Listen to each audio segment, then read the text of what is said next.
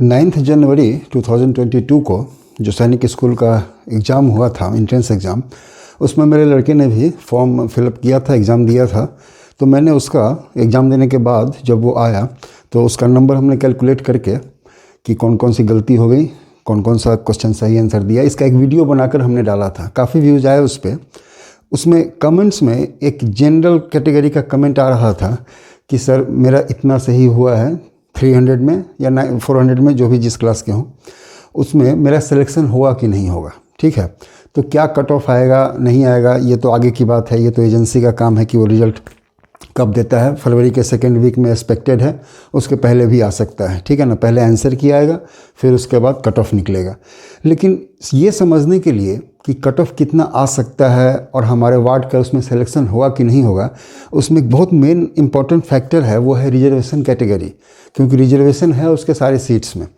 अब रिजर्वेशन के बाद किस कैटेगरी के लिए कितनी सीट इफ़ेक्टिव होती है, यदि इसकी जानकारी हो तो हम इजीली गेस कर सकते हैं, जो बहुत ज़्यादा एक्यूरेट होगा कि हमारे वार्ड का सिलेक्शन उसमें होगा कि नहीं होगा। इसको ज़रा ध्यान से देखिए। टोटल सीट्स 100% एक ये स्कूल वाइज है, ठीक है ना, सब में यही कैटेगरी लगती है। इसमें क्या है, जो रिजर्वेशन सिस्टम है बहुत लोग इसको समझ नहीं पाते हैं कि कैसे है। कुछ लोग 10% गर्ल्स के लिए है तो वो समझते हैं कि जो ओवरऑल है वही 10% है। नहीं, 10% गर्ल्स का जो कैटेगरी है वो बाद में लगता है। सबसे पहले जो 100% उसका कैपेसिटी है स्कूल का सीट्स का, उसका 67% होम स्टेट या यदि यूनियन टेरिटरी है तो उसके लिए, तो 67% होम स्टेट के लिए और 33% अदर स्टेट के लिए रिजर्व्ड होता है। फाइन। इस 67% में 90% सीट्स मेल के लिए और 10% सीट्स फीमेल के लिए, मतलब बॉयज़ और गर्ल्स के लिए रिजर्व होती है।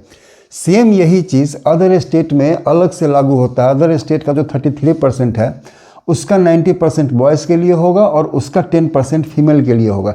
यदि इसको आप नेट निकालेंगे तो होम स्टेट में ये 60.3% सीट्स मेल के लिए और ओनली 6.7% सीट्स फीमेल्स के लिए आती हैं।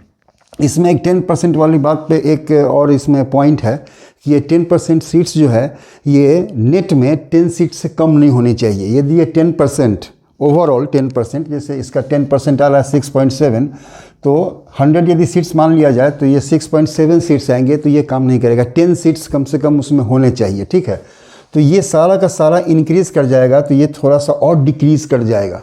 कंपटीशन और फियर्स है। सेम चीज़ वही, ये जो 33% है इसका 90% निकालोगे तो 29.7%। नेट 100% का इतना ही मेल कैटेगरी में बॉयज़ का सिलेक्शन होगा जिन्होंने अदर स्टेट से फॉर्म भरा है।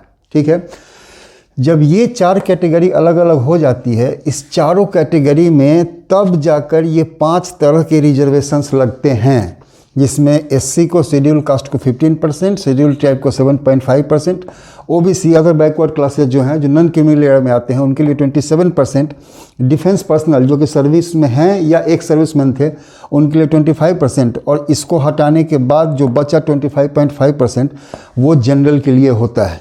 यदि इस सारे पर तुम ध्यान दो तो फाइनली हमारे पास क्या आ रहा है कि टोटल सीट्स जो भी कैपेसिटी है उसका नेट 15.38% ही जनरल बॉयज़ के लिए आएगा होम स्टेट में, और गर्ल्स के लिए मात्र 1.71, मतलब इसको 2 सीट्स मान लो। 2 सीट्स यदि 100 सीट है तो सिर्फ होम स्टेट में लड़कियों को वो सिर्फ 2 सीट पे लेगा, और यदि अदर स्टेट से फॉर्म भरा है तो उसके लिए सीट तो 0.84% नेट आ रहा है। मतलब एक ही लड़की का जिसने अदर स्टेट से फॉर्म भरा है जनरल कैटेगरी में, उसको सिर्फ एक ही सीट है उसके लिए।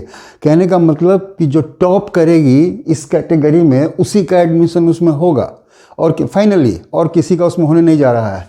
तो ये जो रिजर्वेशन चार्ट है यदि आप देख सकते हैं तो देखिए कहीं कहीं इसमें 1% से भी नीचे है। अभी ये जनरल कैटेगरी 1% से नीचे। मेरे लड़के ने जो फॉर्म भरा वो इस कैटेगरी में आता है। अदर स्टेट बीजापुर के लिए, बीजापुर कर्नाटका के लिए फॉर्म भरा है उसने।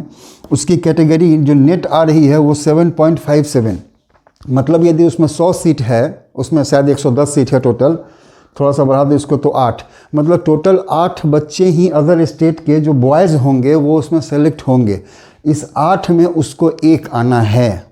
आप समझ सकते हैं कि कंपटीशन कितना फेयर्स है और कितने मार्क्स पर फाइनली उसमें सिलेक्शन हो सकता है। तो इस चार्ट को आप लोग ध्यान से देखिए, रिजर्वेशन चार्ट है। ये किस कैटेगरी में कैसे रिजर्वेशन होता है ये भी जानना बहुत ज़रूरी है। बहुत आदमी उसमें कंफ्यूज कर जाता है। ये क्लास 6 के लिए है, 9th में ये कैटेगरी नहीं होती है। जो फीमेल की कैटेगरी है गर्ल्स के लिए ये नहीं है, तो ये सारा इसी में बॉयज़ में शिफ्ट कर जाता है, ठीक है। तो ये आ ही कितना रहा है, इतना ना कम है इसमें, सब में किसी में ये तो सारा का सारा लेस देन 1% है और ये सारा लेस देन 2% है। तो थोड़ा सा शिफ्ट कर जाएगा बॉयज़ में, इससे ज़्यादा अंतर नहीं पड़ेगा। तो इसको देखने के बाद आप अच्छी तरह समझ सकते हैं कि कंपटीशन का लेवल कितना हाई है और अल्टीमेटली कितने % मार्क्स पे जब कितने हाई मार्क्स आएंगे तब जाकर आपके वार्ड का सिलेक्शन फाइनली इसमें हो सकता है।